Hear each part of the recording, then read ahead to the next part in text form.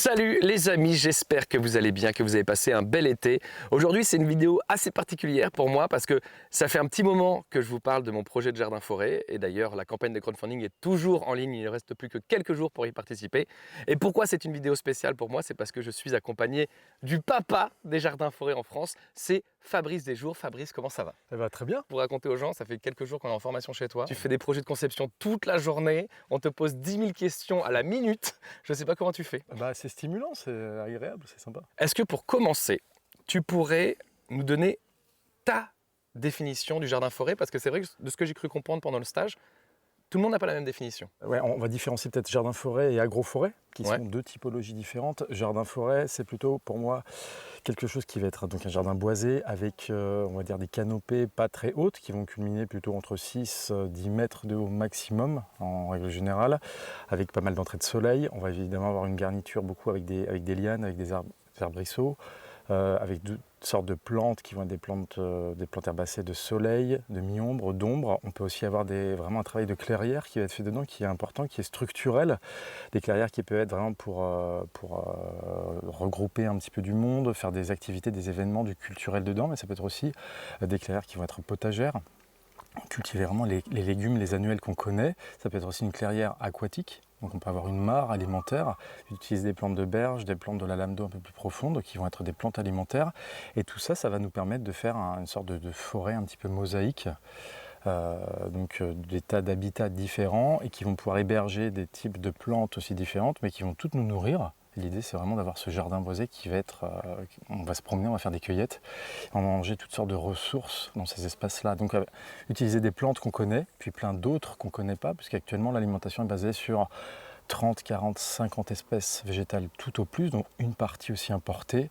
Là, on parle vraiment d'une palette végétale considérable de 5000, 6000, 7000 espèces dans nos climats. Donc évidemment, ça va varier. Ici, il me semble que tu as 1000 espèces comestibles. On est sur un peu plus de 1000 espèces et si on raisonne vraiment en variété et en taxons, on est sur sans doute 3, 4, 5000 taxons différents. Donc c'est énormissime la collection que tu as ici. Et c'est important, il y a certainement d'autres projets qui sont en cours, qui sont pareils. L'idée, c'est vraiment aussi, on est sur un espace expérimental, une sorte de laboratoire à ciel ouvert qui nous permet justement aussi de voir comment les plantes s'associent ensemble, comment on va réussir des associations végétales, mais surtout aussi comment on va tester des produits, comment on va voir un petit peu construire des jardins qui vont résister aussi aux problématiques climatiques, aux maladies émergentes, c'est aussi un problème.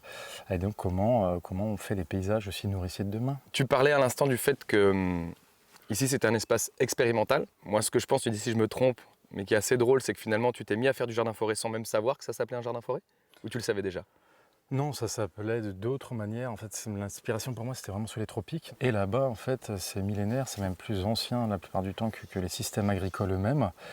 Et puis, en fait, ça a dû exister en Europe avant l'Empire romain. Donc, il y avait des agroforêts mises en place par nos ancêtres. C'était vraiment aussi une manière de se nourrir. Ils cultivaient en fait des céréales. Ils avaient aussi un début de domestication quand les modèles agricoles se sont mis en place. Mais en fait, ils jardinaient les forêts. Et les travaux sont en cours, les développements, les recherches qu'on peut voir aussi au niveau de certaines études, c'est assez passionnant. Ouais. D'ailleurs, tu as dit que tu allais différencier la définition du jardin-forêt Oui. de l'agroforêt, et il me semble que tu n'as pas défini du coup l'agroforêt. Donc là, on va être justement sur des canopées qui sont hautes. Structurellement, on va créer un faciès forestier. Ça ressemblera à terme à une forêt avec des arbres qui vont culminer à 15, 20, 25 mètres, voire plus, en fonction aussi du climat, du type de sol, évidemment, et des essences. Mais ces forêts vont vraiment être des forêts nourricières, des forêts à coques, des forêts à noix, et aussi avec des fruitiers forestiers, puis d'autres assemblages de végétaux.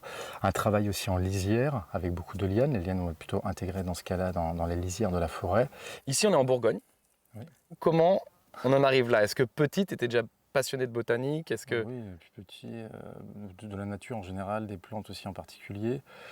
Et puis ce besoin, on va dire, d'essayer de trouver une solution. Et de ce que j'ai vu justement sur les tropiques, c'était quelque chose d'extraordinaire, puisque je bossais notamment dans un dispensaire de brousse, on faisait des gardes à la semaine avec des enfants qui étaient vraiment polyhandicapés, des handicaps qu'on ne voyait pas, tellement c'était important en Europe.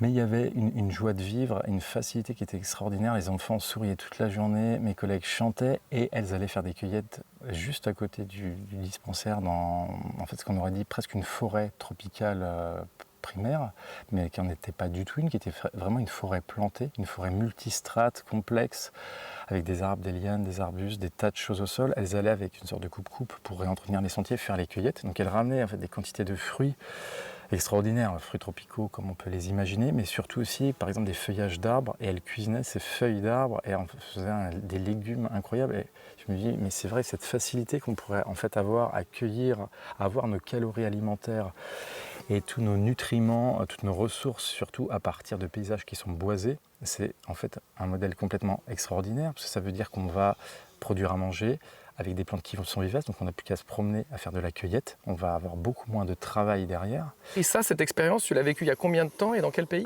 C'était dans les Comores, c'était en 2009, mais voilà, dans toutes les années 2000, j'ai eu l'occasion de voyager, de voir cette agroforesterie complexe à différents endroits. Ça peut être au Costa Rica, c'était aussi au Bénin, c'était à Sumatra.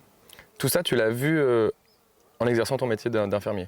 Voilà, ou lors de voyages qui étaient des voyages, pour moi des voyages d'études, de formation aussi, où je me suis formé dans certains endroits à l'agroforesterie sur les tropicales, et à apprendre en fait de ces populations qui vivent de la forêt ou de la forêt plantée, mais dont finalement la nourriture ne provient pas d'espace en deux dimensions, ne provient pas de modèle agricole où on recommence chaque année la même chose à partir de plantes qui vont nous demander beaucoup d'intervention, beaucoup de travail. Puis à la fin de l'année, une fois qu'on a récolté, il faut tout recommencer l'année d'après. Là, on est vraiment sur des modèles qui vont se construire dans l'espace, mais aussi dans le temps, et puis en volume. On est vraiment sur ces sortes de jungles qu'on pourrait croire imaginaires, mais c'est complètement qui existent en fait sous les tropiques depuis très longtemps et qu'on peut mettre en place dans les climats tempérés. Et c'était ça vraiment mon idée quand je suis revenu en Europe. Est-ce qu'on peut mettre ces systèmes-là en place et de quelle manière? Et donc là, les recherches ont commencé à partir de là. Est-ce que tu es tout de suite tombé sur un mec comme Martin Crawford ou est-ce qu'il n'y avait pas encore la bibliographie à l'époque? Peut-être qu'il y avait la bibliographie, mais je ne regardais pas trop Internet. Non, j'étais plutôt sur, par exemple, la confrérie des fruitiers rares, qui était très active dans les années 2000 aussi. Il y avait pas mal d'encyclopédies. Je me rappelle avoir retrouvé une encyclopédie sur les fruitiers du monde. Donc évidemment, il y avait sur d'autres climats. Mais c'est là que j'ai pu connaître par exemple l'effet de Joas, il répertoriait déjà les aziminiers. Il y a un bouquin qui est quand même très éloquent aussi, qui a été mis en place du coup par le groupement, la Fédération nationale de production des fruits en France, un ouvrage qui date de 1988 qui s'appelle Nouvelle espèce fruitière. Et justement qui répertorie la production d'azimines, de noix de pécan en France, de feijoa, de fruits d'acébi, d'essences qu'on pourrait croire méconnues depuis longtemps, et en fait elles sont très documentées avec l'itinéraire technique, comment on va les produire, quelle fertilisation elles peuvent avoir besoin si on est sur un modèle qui est quand même vraiment plutôt un modèle agricole poussé. Ces données-là existaient depuis en fait extrêmement longtemps. De même que quelles sortes de plantes qui nous entourent vont se consommer, puisqu'on n'est vraiment pas simplement sur de l'arboriculture, hein, on n'est pas non plus que sur du maraîchage, on est sur d'autres propositions, c'est-à-dire faire aussi de la cueillette glane, donc connaître les plantes sauvages qui nous entourent. Pour certaines, c'est vraiment des super comestibles. Donc c'est en fait une accumulation de connaissances, de pratiques aussi de l'humanité qu'on va combiner, et finalement le modèle jardin-forêt, c'est un petit peu une boule à facettes, une espèce de produit de synthèse de tous ces courants-là. Et qu'est-ce qu'on faisait en fait justement quand on mangeait les feuilles d'arbres encore en Europe, puisqu'on consommait les tilleuls, on consommait les pousses de noisetiers, on consommait les ormes. Quand on faisait de la cueillette de plantes aquatiques, il n'y avait pas simplement la culture de cressonnières, on allait aussi récupérer des tubercules de plantes d'eau, etc. Mais du coup là tu me parles de tous les fruitiers, les légumes vivaces et sauvages ou oubliés. Oui. Mais le modèle jardin-forêt, ça, il n'y avait pas de documentation. Là, tu m'as parlé que de documentation de fruitiers sauvages ou oubliés. Est-ce qu'il y avait de la documentation sur le jardin-forêt, sur cette manière de faire, cette manière de produire que toi, tu avais vu dans d'autres pays? Est-ce que tu avais déjà trouvé de la biblio sur cette manière de faire? Les vrais endroits d'enseignement, c'est pas livresque, c'est pas forcément non plus, c'est pas dans des livres, ça va pas être dans des vidéos, ça va aller dans des sites vraiment aussi en immersion, et de voir mes collègues travailler ces espaces-là et cueillir et les manger la forêt, ça m'a frappé plus que toute autre information, ça c'est sûr. Du coup, manger la forêt, c'est ce qui t'a appris le plus de choses, mais t'as pas pu, tu me disais, retrouver ce genre de production en France. Donc tu l'as vu essentiellement sous les tropiques ou est-ce Ouais. qu'en Europe, tu as commencé Non, à voir non, ça non, aussi un petit peu? j'avais jamais vu ça non plus, pas du tout en Europe. Après, c'était vraiment trouver des bases de données, des bases de données internationales. Là, je pense par exemple à Plans for Future, pff.org, mais il y en a plein d'autres. Il y a aussi vraiment beaucoup de sites, des compilations, des ouvrages alors, qui sont souvent de la littérature internationale, qui vont compiler qu'est-ce qu'on mangeait dans telle ou telle zone, par exemple en Amérique du Nord, qu'est-ce que consommaient les Amérindiens avant que les colons européens arrivent, qu'est-ce qu'on mange dans une vallée oubliée au fin fond du Tibet par exemple, et ces données-là, elles ont 30, 40, elles ont 50 ans, voire plus, hein, elles datent des fois du début du 20e. Et donc il y a des ouvrages qui sont des ouvrages fondateurs, j'ai trouvé après, et surtout des bases de données scientifiques,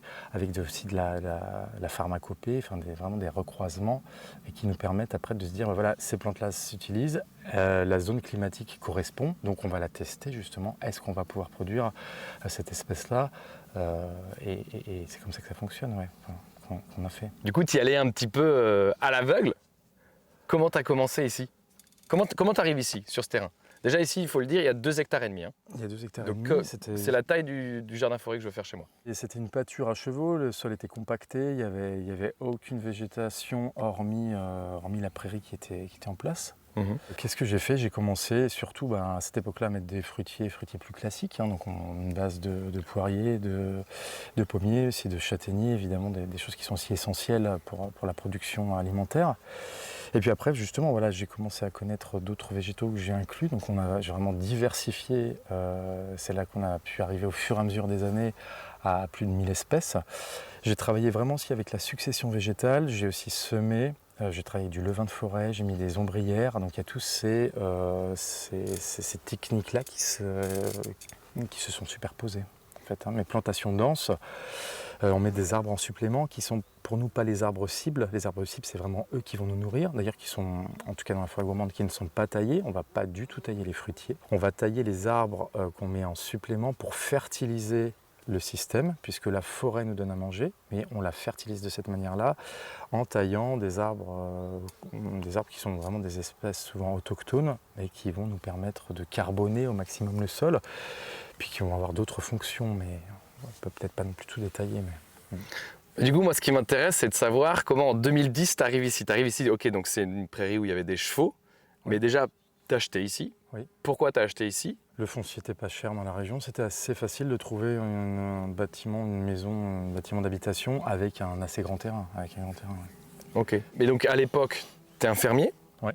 Et en fait, tu as ce rêve en tête de créer cette expérience. C'était une nécessité pour moi, hein. Donc voilà, anxieux, à la fois amoureux de la nature depuis tout petit, mais très anxieux des infos. Donc je suis né en 80, je me rappelle, parce qu'on a vécu longtemps en appartement, je regarde aussi la télé, mon père ne nous emmenait pas simplement dans les forêts, mais je regarde aussi la télé et les documentaires, et ces images super choquantes de forêts qui sont dévastées en 2 temps 3 mouvements, déjà ces informations, attention, il faut arrêter. Donc il y a vraiment toujours des injonctions paradoxales, puisqu'à la fois il fallait arrêter, mais on était dans une société de consommation, il fallait consommer toujours plus.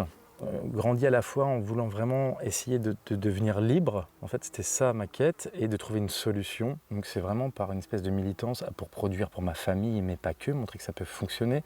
Et la forêt ici accueille énormément d'animaux sauvages. Il y a vraiment une interaction très forte avec la faune sauvage. Donc l'hypothèse aussi de départ, c'est comment on produit de la nourriture au XXIe siècle sans aucun intrant, puisque je n'ai pas fertilisé. C'est une agriculture sans irrigation à terme. Et comment on produit de la nourriture en partageant l'espace avec le reste du vivant. Enfin, c'était vraiment ça, si tu veux, ma question, mon postulat de départ. Et en me disant, mes collègues m'ont montré ça l'année dernière, je l'ai vu d'autres années dans d'autres pays, et c'est sûr que c'est réalisable. Ce qui est assez drôle quand je t'entends parler, c'est que déjà je me reconnais pas mal en toi, dans le sens où moi aussi je suis assez anxieux par rapport à l'avenir et je suis aussi passionné parce que ça fait peut-être 8 ans que je fais un jardin forêt. Ouais. Tu vois, donc je m'y mets seulement au bout de 8 ans et j'ai eu le temps de lire plein de livres et tout, et même je viens ici en formation et je me rends compte, mais c'est souvent le cas quand on s'intéresse à un sujet, plus on s'y intéresse, plus on a l'impression de rien savoir. Et on est à l'école de la vie toute sa vie en fait, ouais. Ouais. On apprend tout le temps. Et ce qui me fait aussi halluciner, c'est que du coup, tu l'as fait il y a 13 ans, tu as commencé il y a 13 ans ce projet. Ouais. Et ce qui est fou, c'est que moi, je m'y mets aussi avec aussi cette crainte. Et j'ai l'impression, en tout cas des gens que je vois en stage ici, je ne sais pas si c'est toujours le cas, mais on a tous cette peur en nous un petit peu, cette sensibilité à l'effondrement de la biodiversité et tout ça, non? Je ne sais pas, est-ce que tu reçois des gens en stage qui viennent juste, non, parce qu'ils se disent j'ai envie de produire comme ça? Ou est-ce qu'on a tous ouais, cette espèce d'anxiété en nous? Non, non, je pense que tout le monde n'est pas forcément anxieux, ça va dépendre aussi des groupes, c'est très individuel, comment on perçoit les choses. Alors effectivement, les informations de masse, elles sont inquiétantes, ce qu'on constate aussi sur le déclin. Moi, je me rappelle voilà, des mares où il y avait des tritons partout, des tas d'animaux, on les voit quasiment plus. Alors ils reviennent dans la forêt gourmande, mais quand on se promène dans les sites où j'étais petit, je vois plus tout ça, les rivières sont sales, il y a des canettes qui se trimballent et il y a beaucoup moins de poissons. Il fait très chaud. Là, voilà, il fait combien aujourd'hui? Il fait 36 degrés, 37. Je pense qu'on est monté à 38 On est même. monté à 38, hein. On est quand même à la fin août.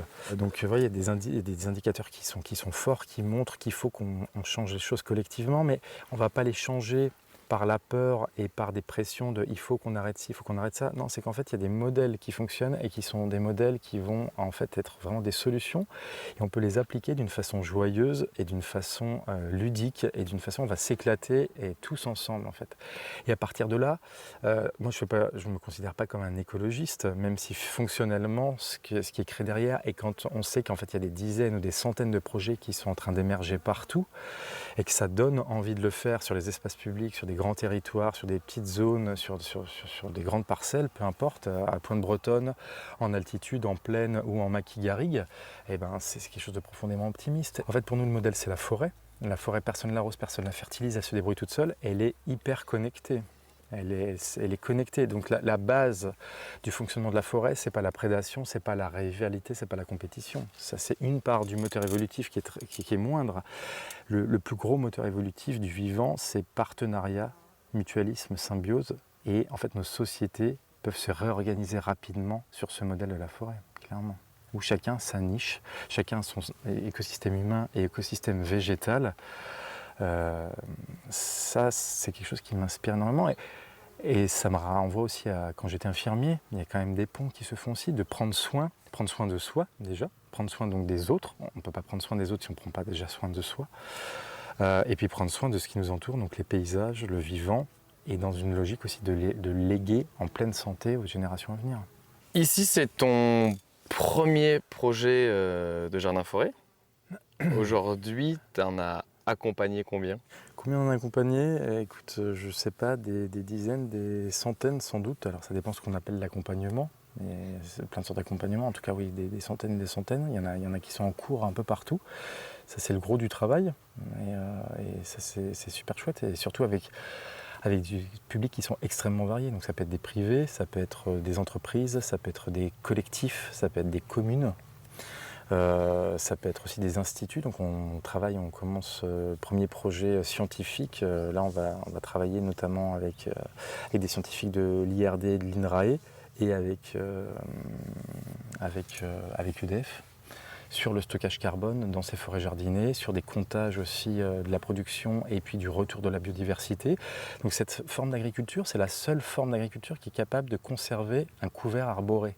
Donc ça aussi, c'est assez extraordinaire. Dans une logique de réchauffement climatique, on sait qu'il va falloir qu'on stocke massivement du carbone à l'échelle de la planète. Les arbres, c'est une autre capacité géniale qu'ont les arbres de stocker massivement du carbone. Les forêts naturelles, pas les plantations, hein, les forêts vivantes. Et donc à partir de là, il y a quelque chose d'exponentiel. Il y a vraiment une lame de fond de projets qui sont en train de se mettre en place pour plein de choses. Donc des forêts qui sont aussi des jardins-forêts vivriers, des jardins-forêts commerciaux, comme toi tu vas aussi mettre en place, mais qui ont aussi une fonction pédagogique hyper importante. Donc des jardins-forêts qui sont là pour l'enseignement, pour transmettre les savoirs. Il y en a qui vont se mettre aussi sur les espaces publics, donc vraiment dans des villages, dans des villes. Là on suit des projets depuis 3 ans par rapport à ça. Il y en a qui se mettent en place, je ne vais pas dire tous les mois, mais quasiment. Donc là, c'est des endroits vraiment transgénérationnels où tout le monde va se retrouver en pied d'immeuble. Il y a des choses extraordinaires qui se passent où habituellement on va catégoriser ces espaces-là comme non utilisables ou qui pourraient être soi-disant problématiques et on réapprend tous à partager l'espace, à être ensemble. Il y a des jardins-forêts qui sont environnementaux, vraiment pour le retour massif de la biodiversité. Donc là, c'est pas simplement les oiseaux, les mammifères, c'est aussi les reptiles, c'est les amphibiens, c'est le monde invisible, c'est les bactéries, les champignons. On sera aussi sur des quantifications par rapport à ça ici. Tu parlais de pédagogie et justement, il y a un truc qu'on n'a pas fait et que j'ai envie qu'on s'amuse à faire ensemble. Enfin, pour toi, ça va être beaucoup plus simple que pour moi. Mais juste là, dans notre petite périphérie, juste pour qu'on se rende compte et que les gens se rendent compte aussi, Ouais. combien il y a d'espèces autour de nous, là, juste là, hein, sur notre, ce qu'on peut voir entre nous. Alors, je commence et puis tu complètes. Ok. Ouais, vas-y. Là, derrière toi, il y a un chalet d'EF. Oui, chalet d'automne. Celui-là, Okay. c'est Elaeagnus umbellata. Umbellata, le classique, Voilà, on va dire. Le gumi du Japon, c'est Elaeagnus multiflora. Il y Ouais. en a plusieurs dizaines d'espèces qui vont toutes se consommer. Ok. Là, on a des figuiers, 2 figuiers. Oui. Derrière, j'ai un AFI qui est un chêne liège, pas liège, mais chêne. C'est un chêne, ouais, chêne pédonculé. Là, il y a une consoude. Ouais, Là, il y a de l'ortie. ortie, oui. Là, il y a un hélianthus. C'est de l'hélianthie, oui. Ouais. Ça, je ne sais pas ce que c'est. Ça, c'est un autre chalet qui est hybride. Ok. Ouais. Là, on a un roncier. Il y a de la ronce. Ouais. Là-dedans, ça, c'est un autre. Alors, Ça, ça, c'est c'est quoi? l'olivier de Bohême. Ah. L'olivier de Bohême, dont on va manger aussi les fruits. Là, tu as un groseillier botanique. On va manger les groseilles. Ouais. Ce groseillier qui est présent ici. Il y a d'autres petits groseilliers plus classiques, avec certaines variétés à fruits roses ou blancs ou jaunes, qui sont souvent meilleurs. Tu veux que je te redonne- Vas-y, dis-moi tout ce qu'il y a. Ouais. Là, la plante qui est là, par exemple. Ah, ça. bah ça, tout le monde le connaît en arbre d'ombrage, en arbre parasol, c'est l'albizia. Ouais. Albizia, on va manger les fleurs et les pousses cuites. Ok. C'est un arbre qui va être très butiné, puisqu'on peut imaginer une production de miel aussi dans ces forêts-jardins. Ouais. Là, on a du panais sauvage, donc on va manger les racines. Ça, c'est du panais, ça. Ça, c'est du panais, ouais, du panais. On va manger les racines, donc c'est une plante bisannuelle, on va manger les racines de la plante le premier hiver. Et puis là, ce stade-là, on peut consommer, tu vois, par exemple, en épices, pour mettre dans du pain d'épices et pas prendre des épices qui viennent de l'autre bout du monde, utiliser les graines. Comme ça. Dans du pain d'épices de forêt, justement, parce que les glands, ici, on va pouvoir faire des lessivages, bien qu'on ait des chênes qui soient à glands non tanniques. Et ce pain d'épices va être un pain d'épices forestier, parce que 50% des farines proviennent de ressources arbres, donc la farine de châtaigne, la farine de noix, et farine aussi de chêne. Ouais. Ok. Et on va pouvoir épicer, par exemple, avec ça, mais pas que. Qu'est-ce qu'on a toujours autour de nous? Là, il y a encore un groseillier. Là, tu as des casseilles. Casseilles. Des casseilles ici, de la vigne qui court un petit peu partout. Là, on a un plaque minier, l'arbre qui est rempli de kaki. Là, j'ai coupé, j'ai taillé drastiquement le bouleau qui était là simplement justement pour fertiliser. On a une plante médicinale qui pousse dessous qui s'appelle Fallopia multiflora, mais voilà, c'est une liane qui est peu connue, qui est très médicinale en Asie. Ouais. On a les pêchers qui sont là-bas. Juste là, ouais, qui sont trop beaux. De la Rhône. En ce moment, je bouffe, je pense, 10-15 pêches par jour en ce moment chez toi.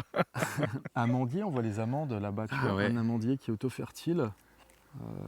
Ici, on va le voir. Production d'amandes. Il y a des hibiscus dont on va manger les fleurs et les feuilles. Des fliers du Japon. Juste là, un flier du Japon, c'est très très bon. Alors il y a des choses plus rigolotes aussi. Tu vois, on teste. Alors tout le monde connaît les cactus, les opuntia. Ah oui, d'ailleurs, je suis pieds nus, donc je sais pas si je. Tu vois, celui-ci, bon là, on est plutôt sur des plantes. Et là, il y a des fraisiers aussi, tiens, d'ailleurs. Il y a des fraisiers. Il y a des fraisiers. Ah bah après, voilà, on va utiliser de l'Achillée millefeuille, on va utiliser aussi des plantes sauvages, on va utiliser le lierre terrestre. Là, tu vois, c'est un test justement, un opuntia qui tient à moins 25 degrés, qui pousse jusqu'au Canada. On mange l'opuntia, on va manger les raquettes. Donc il faut faire attention s'il y a des variétés inermes, c'est-à-dire sans épines. Donc on va utiliser comme ça sans avoir de travail. Sinon il va falloir évidemment enlever les épines. Et ça se mange cru ou cuit. On dirait du haricot vert. C'est très étonnant. Et puis les opuntia font aussi ce qu'on appelle les figues de Barbarie. Donc celui-ci, cette espèce-là, fait des petites figues de Barbarie, mais qu'on va pouvoir consommer aussi. Ouais. Là il s'est fait un petit peu abîmer le pauvre. Il n'était pas loin du passage, donc je pense que... Après ça c'est un peu accrevable, ça, tu mets les raquettes. Oui, en fait il y a toutes ces plantes au sol. Elles sont habituées, on peut des fois marcher pour faire de la récolte et ça va repousser. D'ailleurs, c'est marrant parce qu'on pourrait penser qu'un cactus, on le mettrait plein soleil. Alors, il a quand même beaucoup, là, on est à la fin de l'après-midi, en exposition. En fait, il a du soleil quasiment toute la journée. Okay. C'est pour ça que le thym peut se développer aussi. On n'est pas du tout sur un massif d'ombre, là. Est-ce qu'on se balade un peu? Tu nous montres des trucs rigolos? Ah bah oui, ouais. Attends, par contre, vu qu'il y a du cactus par terre, je vais peut-être mettre des tongs. quel côté tu veux qu'on parte? Comme Parce c'est qu'il y a toi des qui sais où est-ce qu'il y a des trucs choses, rigolos à montrer, trucs rigolos. on te suit. Ouais, super, on va aller là-bas.